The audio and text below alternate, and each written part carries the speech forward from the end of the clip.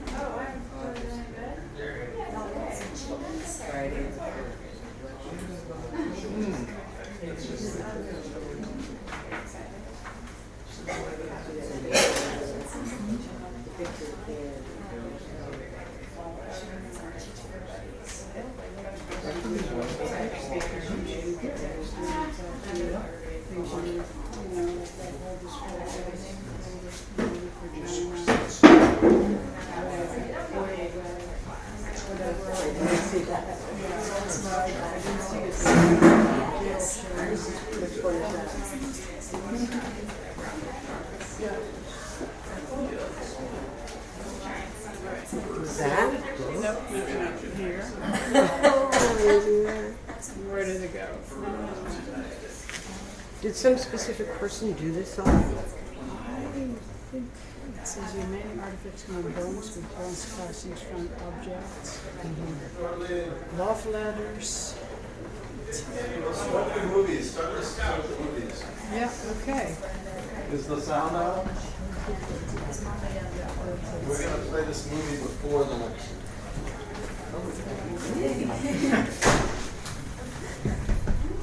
And St. Petersburg is unique, well, fairly unique among cities among many ways, but it also is a city with a hymn. St. Petersburg has its own hymn.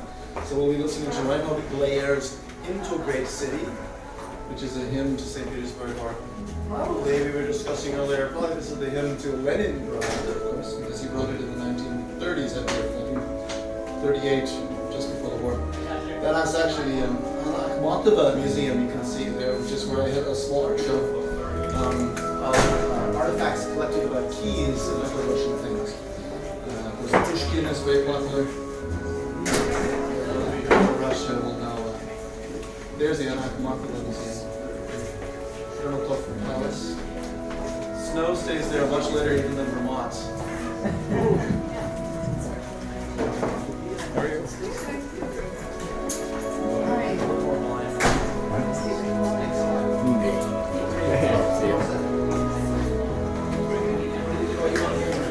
I have been there.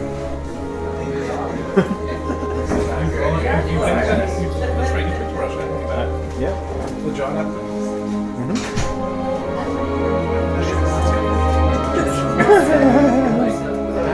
That would be awful.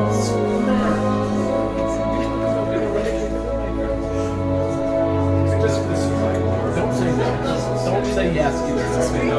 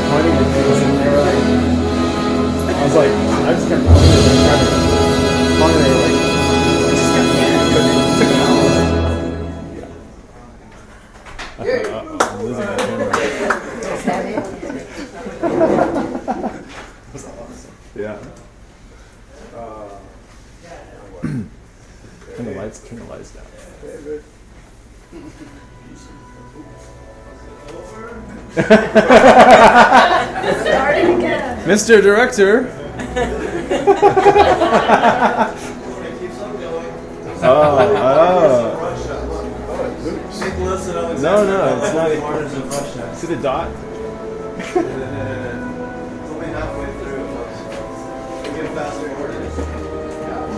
Actually, you know, the glamorous St. Petersburg, Petersburg tourists. Petersburg. Is this playing on YouTube? Wine down low, love history. Perfectly good blood, that's It's from the cloud.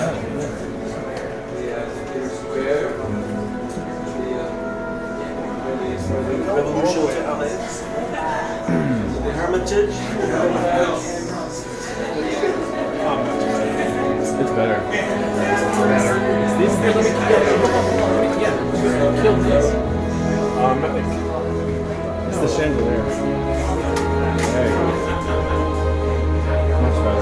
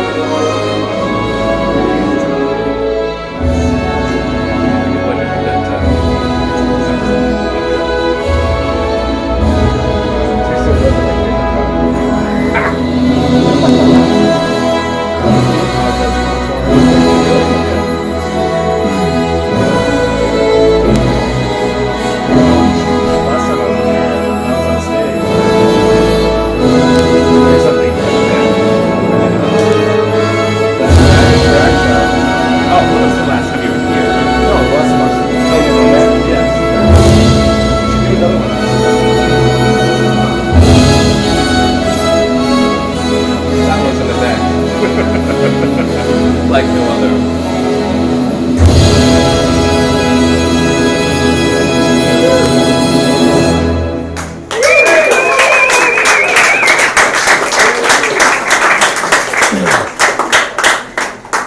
Speaking to the microphone. Thank you, everyone else. I hope you've been enjoying this long. There's another version of the hymn to a great city. Probably don't need to hear more than one version of it tonight. What? Speak up! You probably don't need to hear more than two different versions of the hymn to a great city. So therefore, we'll begin the lecture. First, I want to thank you all for coming. It's a beautiful day, and thank you for being indoors in a museum on such a beautiful day. I want to thank the League Control Foundation that brought me to Russia. I want to thank the Kunstkamera and the assistant director there. I want to thank, of course, Peter and Susie, who are my friends, my Russian friends, my Vermont friends, who every year come here and help me do an exhibition, and to my hosts also while I was in Russia. And Peter, if you will step up here. I have a small gift. You're on. That's all. Step up and get it. It's you. Thank you. Yeah.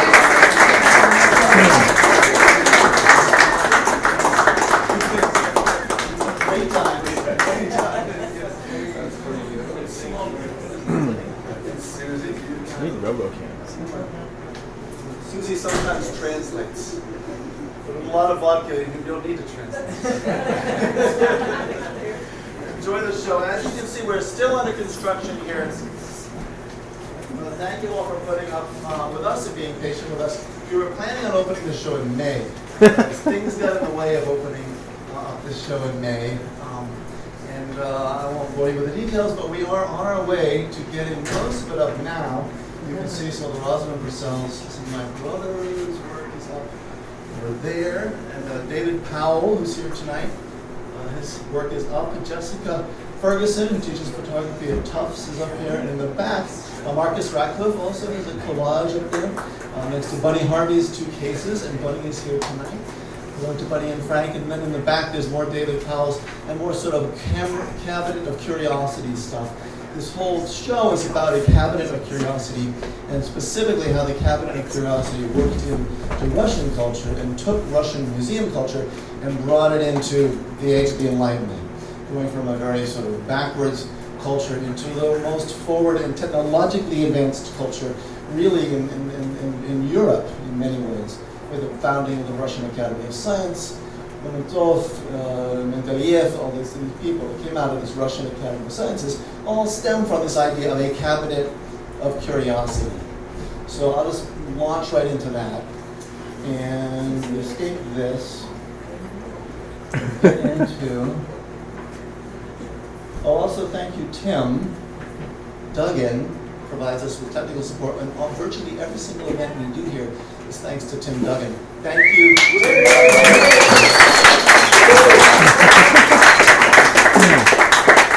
Marky Merrill, Imaginary, Emily Eastridge was here today, also helping out. A number of people have helped out. So thank you. I can't thank you all, but thank you all very, very, very much.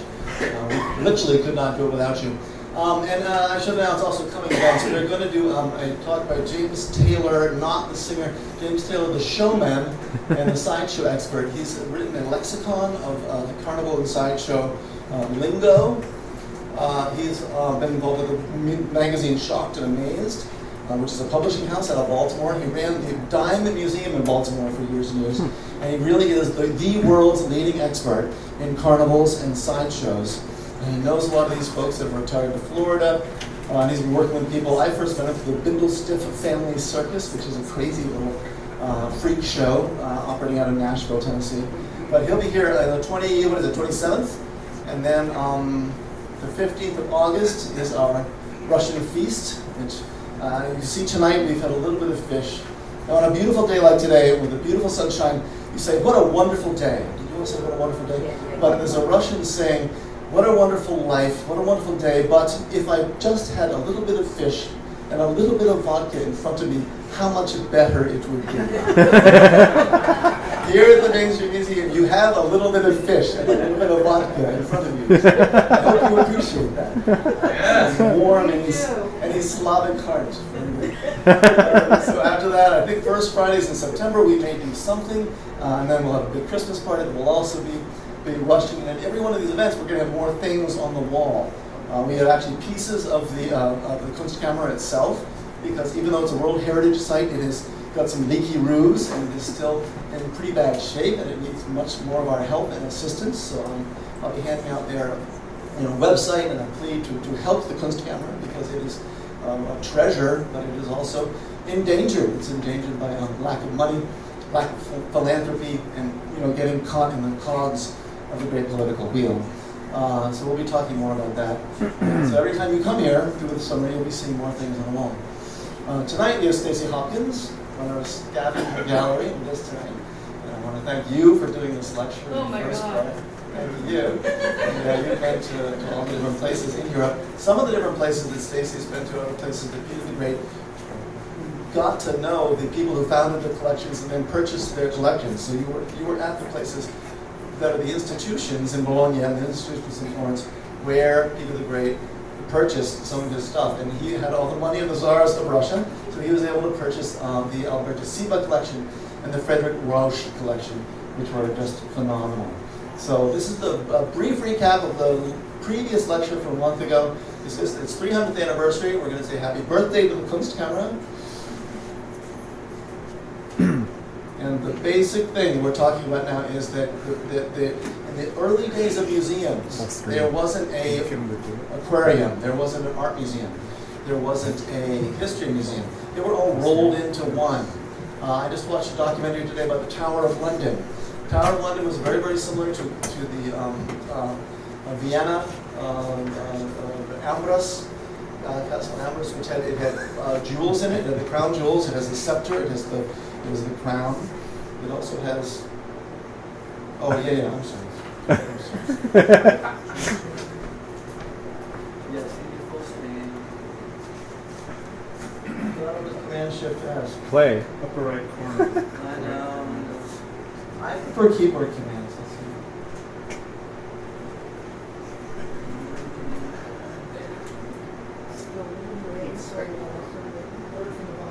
Third from the bottom. There you go.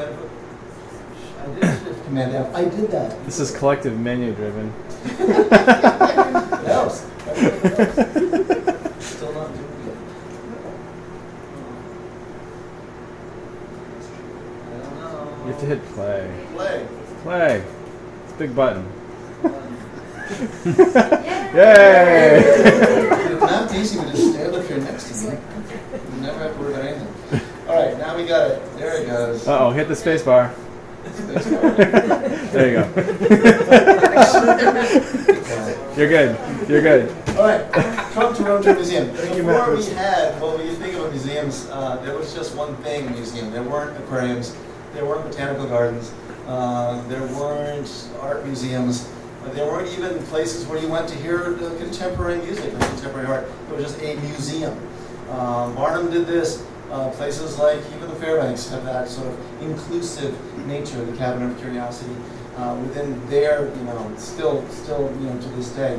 But in the old days, places like the Royal Armories, places like botanical gardens in Paris, the Bourbon Kings established a medical garden. Now these places where you got your apothecary, you got your drugs from, it was very, very important. They also stored weapons. They were armories. They stored your armor for your soldiers. There were places where you stored precious jewels. If a meteor fell to Earth, you would put it in there. The church had these. The Vatican had one of the most early collections of this type. And very often they started off as a trunk, some nobleman's trunk. If you were an up-and-coming nobleman, you would have a trunk full of stuff. One of the Italian noblemen had a trunk that had precious jewels, had a fossil in it, probably had a tribolite, probably had a couple of other seashells from Java, and then it had a little shaving kit on the back of it, so that when he visited someone, he could use his shaving kit. These things were very useful for establishing diplomatic relations with a country. Peter the Great actually married one of his daughters to Holstein in Germany. He's got the Holstein Gottorp globe. It's a globe in the Kunstkamera from Holstein Gottorp. It's the Gottorp globe. So these were very, very important diplomatic things that folks did. In order to bring his country into the Enlightenment, Peter the Great dressed up as a Dutch fisherman. There's Peter the Great in his wool hat, his little wool sweater, and you would meet this guy on the shores of Amsterdam. Or on Van Dam in Holland. He had a little cabin there, his cabin, you can still visit it as a tourist in Van Dam. And you meet this guy, but he happened to be, I believe, 6 foot, what was he, Peter, 6'8" or something? He was taller than Matt Busey. So he was very, very tall. That's impressive. Which separated him from a lot of the Dutch people who were very, very short. So he would definitely stand out. Also, when you were talking to him, he was working away in his ship with his mallet and his chisel. He'd be working away at his ship. And then a courier in full livery would come up to him and hand him a royal decree, from the king in Brussels, and then he would have to go up and talk to him. So he did not do a very good job in drag, but he did love being a rough guy with the rest of the fishermen. And there he is, in drag. Here he is in one of his excursions down to the Ottoman Empire, or to the Turks. He was at war at various times, of course, with Crimea. I also do want to dedicate, the entire series of someone is dedicated to the Pan-Slavic region. We want to dedicate this entire show, not just to Russia, but to all Slavs.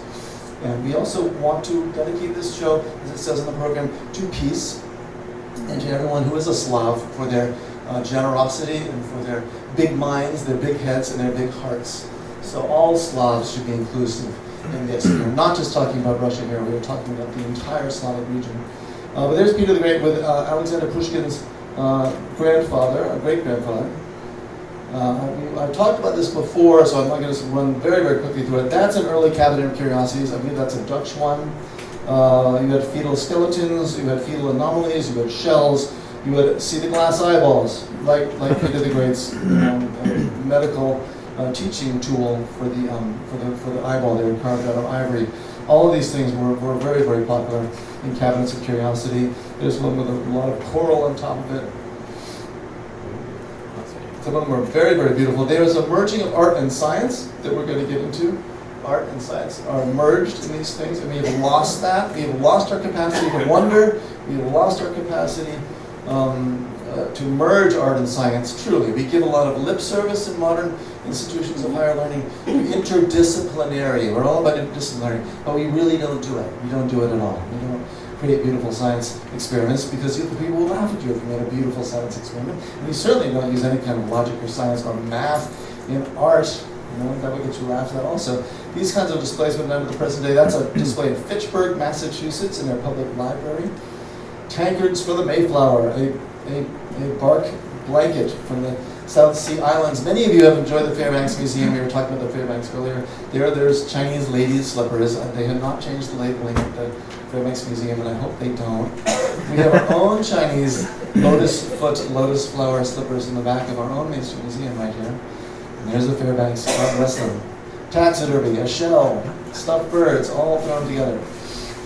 But in the early days, an ostrich egg was very rare, so you'd have this rare thing. You could give it to someone could give it to you, you would have it in your trunk, you would have it in your traveling kit when you traveled as an embassy. The Russians were very fond of traveling, as I talked about in the last lecture. But above all, crocodiles. Crocodiles in the ceiling. There's one in Halle, Germany, crocodile ceiling. We have a rubber crocodile back there just to pay homage. This crocodile is a crazy beast. I mean, it's just the most insane thing with this huge mouth. There's one in the Fronte Imperato. This is essentially a drugstore in Fronte Imperato. That's in Florence, I believe. And there's a stuffed crocodile. There actually was a business in taking African crocodiles and stuffing them, and most of them, they can still be found with hooks in their bellies because they were meant to be hung on the ceiling. If you were a polished nobleman, you needed, it was essential for you to have a crocodile hanging on your ceiling. This is Aldrovandi. Correct? Yes, this is his cabinet. Stacy has visited the collection in Bologna where Aldrovandi did his basic collecting. That's what it sort of looked like. There were some more grand versions of it. This is his Worms collection. This is the Rosamund Purcell version on the bottom, which he did, I think, for Tufts University. The bookplate is on the top. The frontispiece is on the top. So you can see there have been a lot of homages paid to these, and we really need to start studying them. Because they did not, what I was trying to get at earlier, they did not keep records in these museums. There were no registrars back then. They had these things, and if it was useful for them, if they want to annex one of their territories, for instance, or get their daughter married, they would give some of this stuff away. So they were not going to keep track of what they had because they didn't want anyone to notice it was gone once they gave it away in order to get a good marriage for their daughter or to annex the Crimea or whatever they were trying to do. It just goes on and on, doesn't it? That's what? Yes. Specola. We're going to talk about the Aldrovandi, we're going to have Bologna, and we're going to also talk about Florence. This is the Specola in Florence. This is a very, very early view of it. Both the Bologna collection and the Florence collection were known by Peter the Great through Frederick Rausch, who was a collector, one of the biggest collectors in Europe. And when Peter the Great was dressed up as a Dutch fisherman, he met the top scientists in Amsterdam. They had these amazing collections, and when they were on hard times, Peter the Great just said, "I'll buy it, the whole thing." So he bought it, and he brought it all back to Russia. And he put it in his house, and that's Peter the Great's house. All the palaces we saw earlier with these giant things made by Catherine the Great, made by Elizabeth, made by all these empresses and all these Russians who wanted to build these grand palaces that you can see today. They're huge tourist attractions. They're gorgeous after a certain number of rooms, though. How many rooms do you need coated in gold? But that's one of the first houses that Peter built. He built another one up on the Baltic coast, Petrodvorets, and that is a very small house also. And I'll show you a few pictures of that. I'm talking quickly because I want to get through a lot of this stuff. That's the second home of the Kunstkamera, which is in Kieken palace. There was a long political story behind this. Essentially, Peter the Great had the man who owned this assassinated, and then he took it over and turned it into his museum.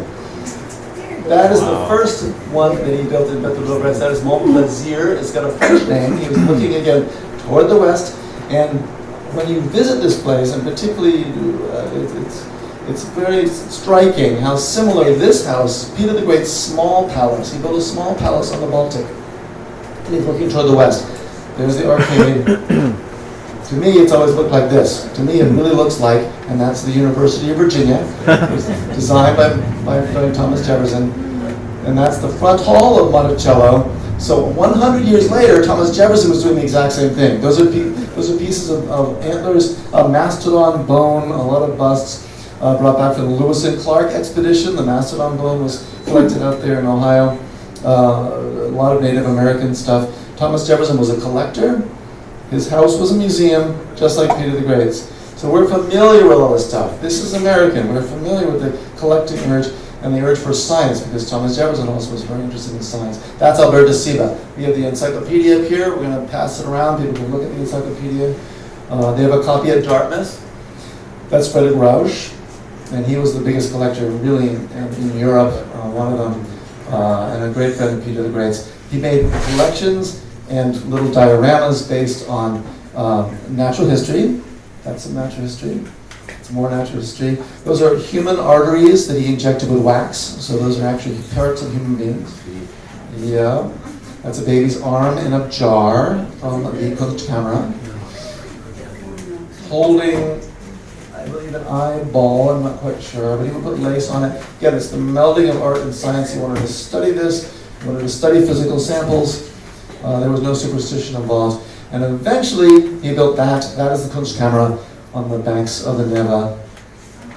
Right next to Menshikov Palace, his great sort of friend / prime minister was Menshikov, and his house is right next door. Also built in the Dutch style. If you go next door to the Menshikov Palace, there's these stoves with Dutch tile, and even the ceilings are done in Dutch tile. They were crazy about everything Dutch. Peter the Great built a city on a swamp, and you could talk endlessly about how much that city of St. Petersburg, which we saw, was all canals. The reason it's all canals is it was just swamp land. It was a marshy place. This is a very early view of it, showing the Admiralty. The two columns are still available, you can see, and then just to the, as you look down the Neva in the far distance, that is the Kunstkamera, sort of right in the middle of town. On the left-hand side would be the Hermitage, would be the Winter Palaces on the left-hand side, which is right next to the Summer Palace. There is at night. It's very, very beautiful.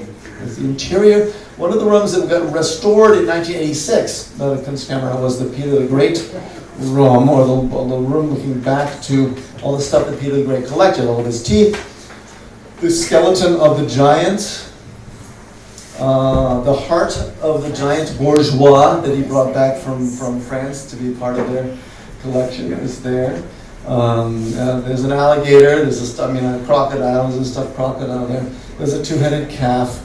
Again, with a two-headed calf, you can move right into the carnivals and the sideshows. We'll be talking about that in just 2 weeks here. But I want to talk about the Specola.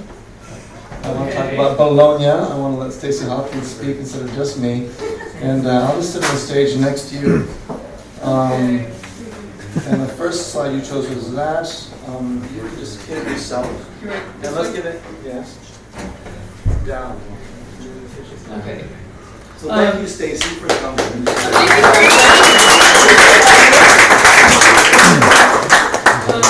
Yeah. So basically, just a little background on what I do. I'm a jeweler, and I lived in Florence for about 10 years, and that's where I studied jewelry. And I always had a fascination with the science and art, so I slowly started to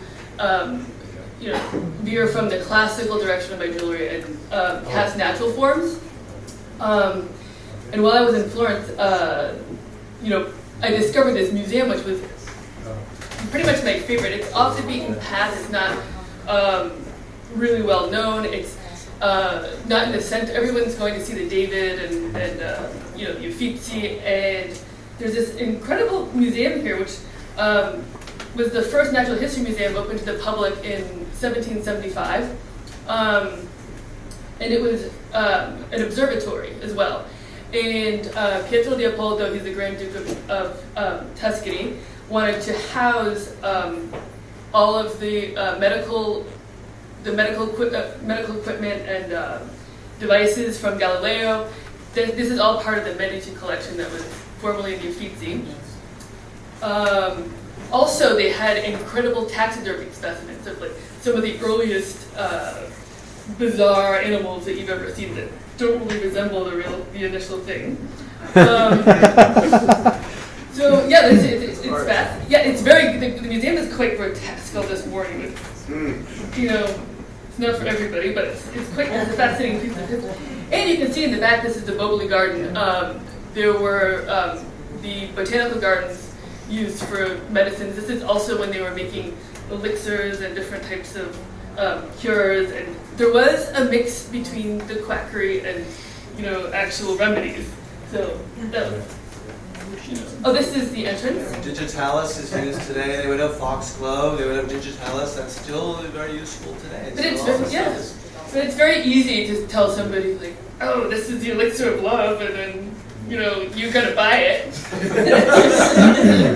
How do we know it doesn't work? Right. So this is the entrance. This is near Palazzo Pinti. It's on the Oltrarno, the other side of the Arno. So it's not as trafficked as the center of Florence.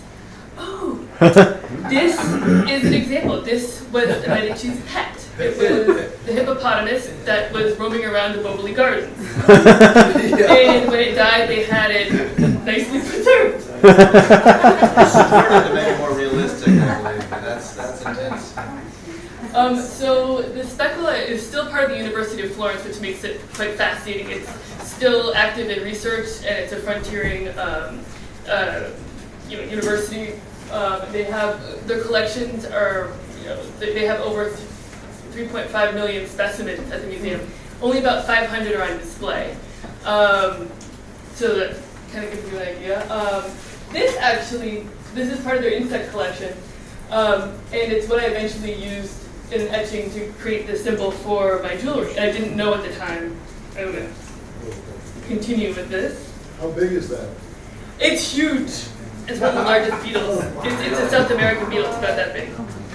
So here's more of the insects. So what I also found fascinating is that a lot of the specimens that we see in these museums, they're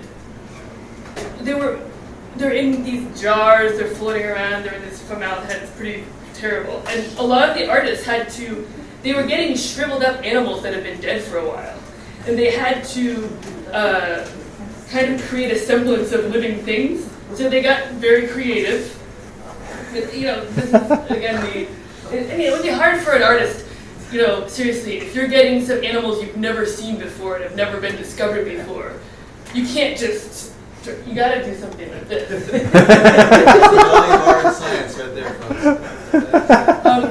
This is a terrible picture, but some of the Albert Seba stuff, I was like, they're just making dragons. Like they're not copying it from anything. But when you see these dried specimens in real life, they weren't so far off. Like this. Very lovely. And then there was some artistic liberty. I got one of the most amazing drawings of these specimens that came out of it. But that's a specimen that existed in the Seba collection. Yeah.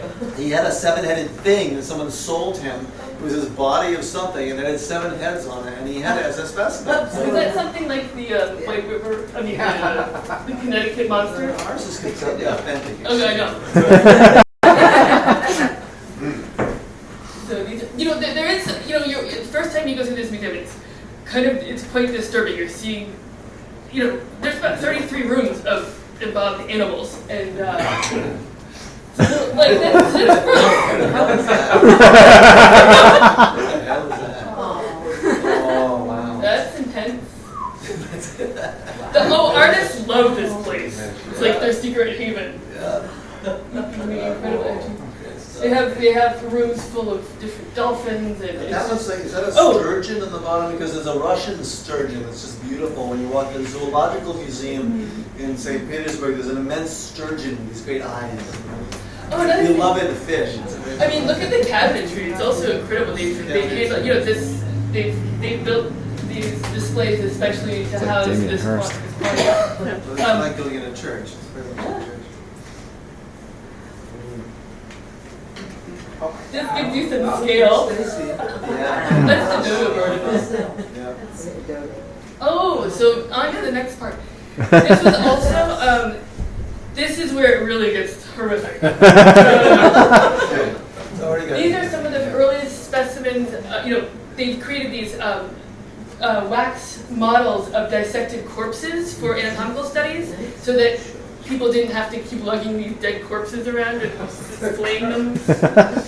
And they actually injected, some of the veins with wax. This is some of the technique that also Leonardo da Vinci did, to discover cavities in the heart and also in the. They definitely. So this room right here, I can't remember what. There's festering boils that they've recreated. It's just really gruesome. Some of the most disgusting. The plague.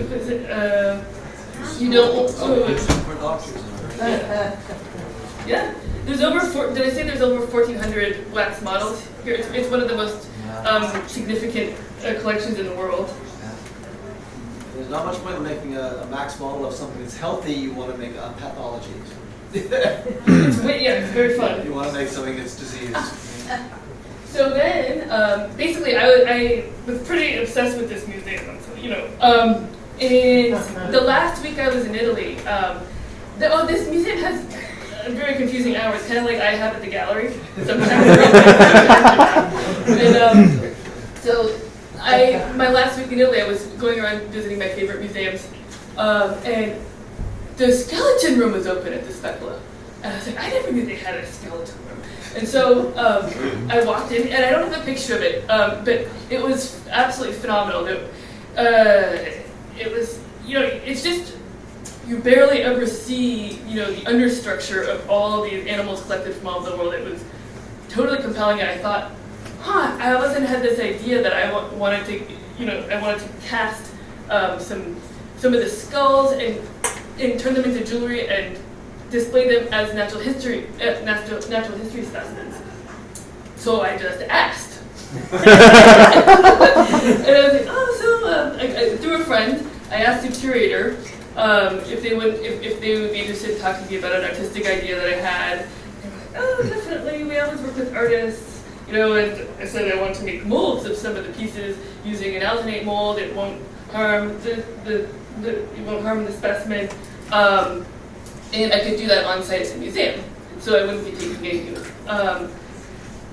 And they let me do it. So I completely went behind the scenes and could see drawers and drawers and drawers of like all the different skeletons labeled, and these are still used for research. So it was also important. That none of them broke. We're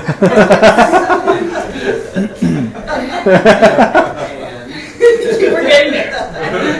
So they were all a lot of them were handwritten, really beautiful specimens. At least over hundreds of years old. This was a bat. Well, no, this was a shrew skull actually. And they had everything really precisely labeled. Oh. This is the lemur skull. Wow. This is here we go. This was it's a flying fox bat, and it was the most beautiful skull that I came across. I was like, I don't think he'll let me cast this. The curator was incredibly nice. This was the second cast that I had done, and it has very interesting eye sockets that they're not complete. So when I made the mold, I broke off one of the corners. And I thought, oh my god, I've come all the way over here again. I've broken one of the skulls, my favorite one. And he's a bat specialist, so this was one of the ones that he kind of prized as well. And I went out and got some super glue when it was lunchtime.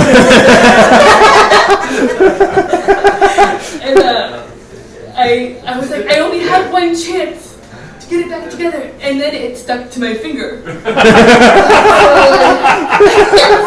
was like, this is unbelievable. How do I destroy it? And so I had a talk with him. I had to suck it up. And I'm like, I'm gonna have to tell him.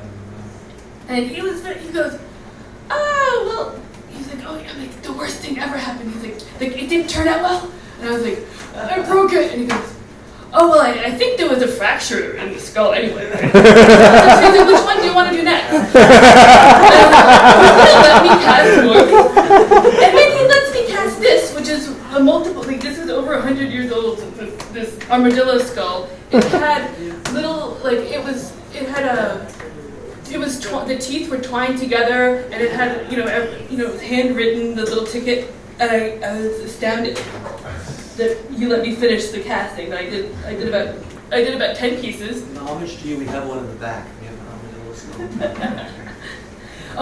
Then I had to make all these molds on site, and then they were temporary molds. I cast them later. So this is some of the behind the scenes pictures that are not available to the public. And they are very creepy. I wasn't sure whether I was allowed to take pictures, so I did them kind of fast and they're a little blurry. Armadillo. Poor things. This is one of the Medici trophies. So this is probably from the 1600s. And they have them out back. This is the elephant too. Rhinoceros. Yeah, you have nightmares after. Oh, you can't see that. This is really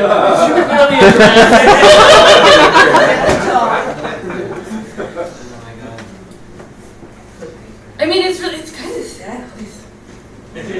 Oh yeah. So I have to tell you. So basically, after I cast all these skulls, the curator says, "Well, the Specola has a gallery here. Why don't you have a show?" And I was like, "Oh." He's like, "I'll introduce you to the curator, and you can see about having a show at the Specola." It's like, that would be amazing. And so I contacted the director after I got back to the States and said, that I had done some casting from the Specola and was hoping, referred to her, to request having a show. He's like, "Oh, well, we don't have availability for at least another year." And I was like, damn. So I just let it go. And then I get this announcement email that, I will be featured at the Specola. But the collection will be on insects. I'm like, I don't have any insects. And so I ran to David Ford and I said, I need some insects. If you let me put something from your collection at the Specola, I will give the museum full credit. So when I had the show, I displayed everything as it were an insect collection with the scientific names, and I gave the Main Street credit. It was fun. And it's just a little. They're here tonight. You can see them tonight. It's a very small corridor. It was at the end of the exhibit. So these are some of the pieces that I cast from the insects, and. These are all cast from the Main Street Museum. Yes, the Main Street Museum. Did you break anything? What do you want to do? Did you break anything? Oh my god, I didn't tell you the story. Oh, this is so gross. Listen to it again. So I was making molds of the insects, and they were so dry and old that the heads came off. And so I had to glue them back together again, and sometimes they got stuck to me while doing that. But it came out. They came out. But just imagine, it's horrific. You have these dead insect heads. She gave me cufflinks.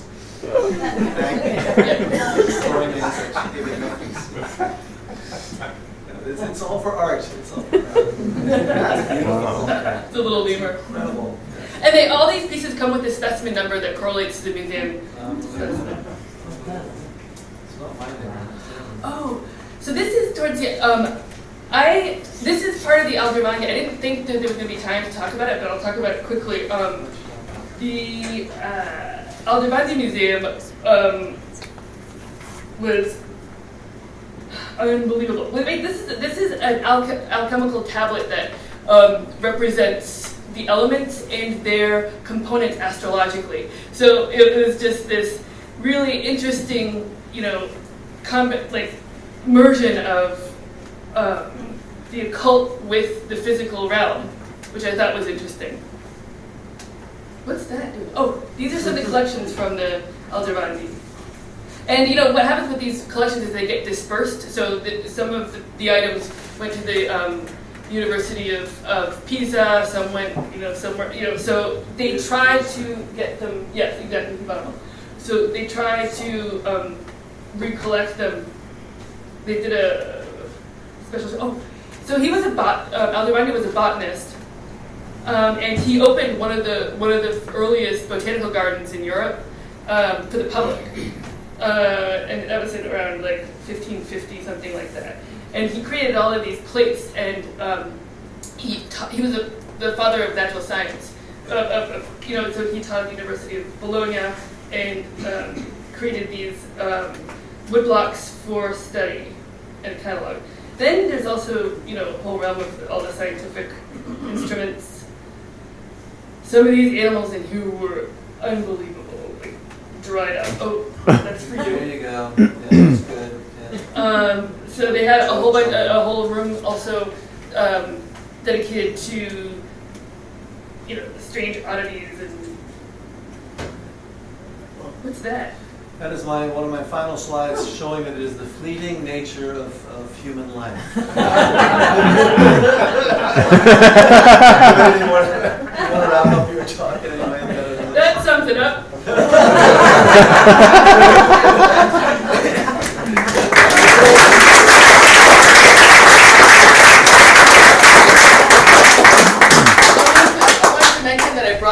I brought some of the pieces here that I cast, if anyone would like to see.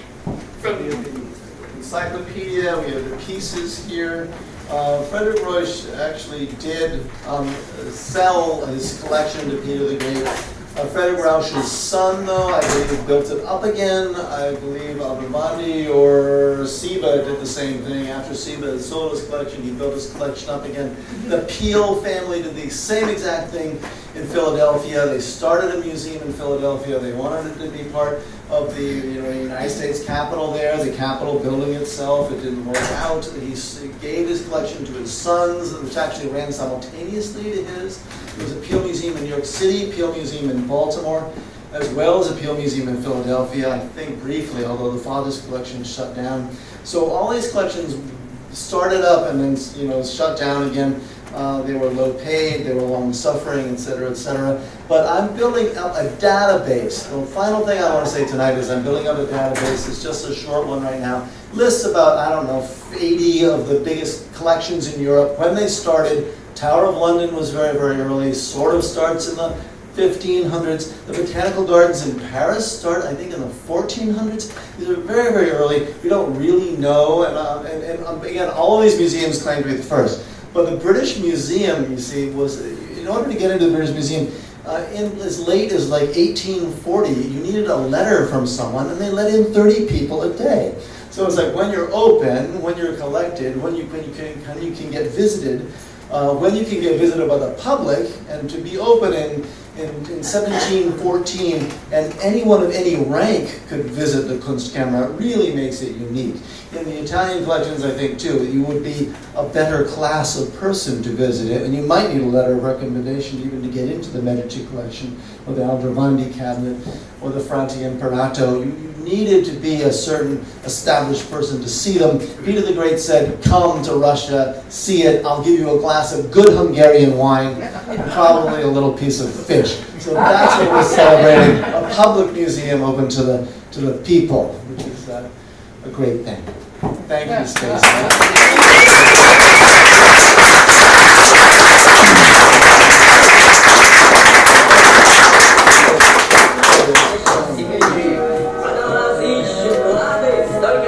What is that?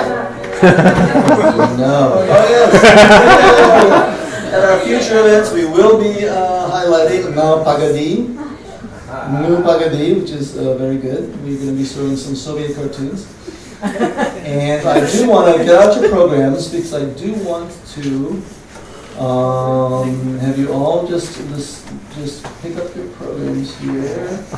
Where is it? You can find it. No, that's not it. There it is. This is a fitting way to end, and please join us out on the deck for more fish and vodka.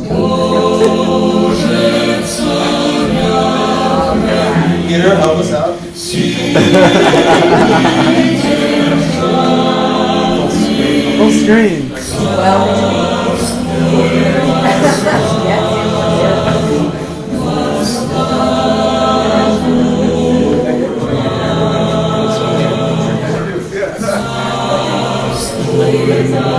Where's Peter? Where's Peter? Sing Here we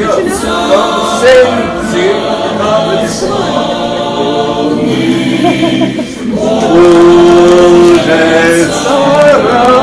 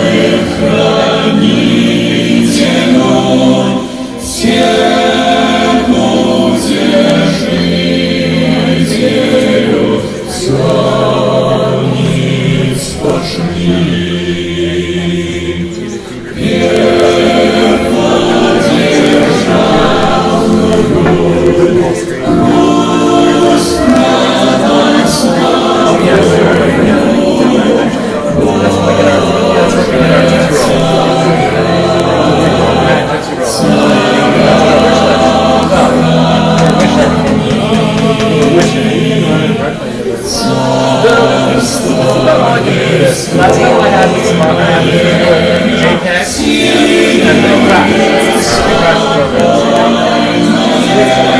But so far so good.